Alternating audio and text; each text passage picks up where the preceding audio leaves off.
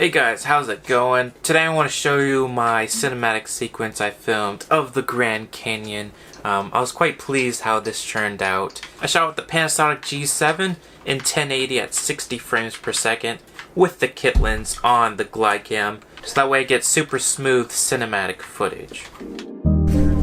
Guess where I am?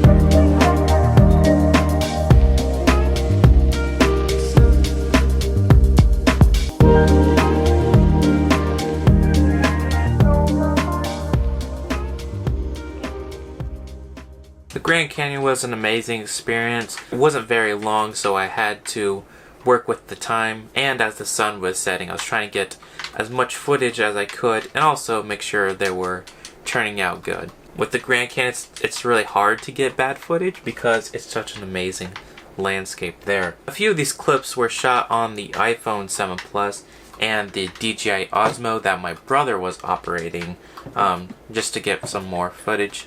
And it was quite a fun experience going around.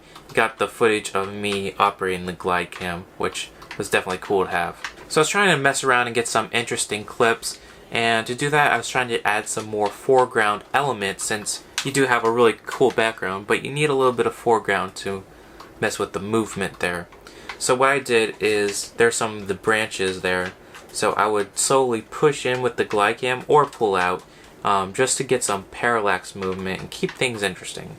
Again, I used Final Cut Pro X, 10 Final Cut Pro, and did some basic color grading, which if you want to check out a video on how I do that, you can do that right here, just for more information on that. Hey guys, I forgot to mention, because I shot in 60 frames per second, I was able to slow it down to around 40% to get 24 frames per second. It just kind of smooths it out more.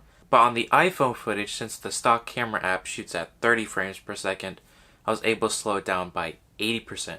So pretty much the whole thing is slow motion, just at different speeds. So one thing I'd like to mention is I didn't put the typical cinematic black bars on the top and bottom. That's because I wanted more visual vertical space for the footage, because you know you have so much visual information of the Grand Canyon. To put black bars, it seemed like it would take away from it. So keep that in mind when you're shooting a cinematic sequence. Don't always put black bars, because it can be overused and your project may not need it.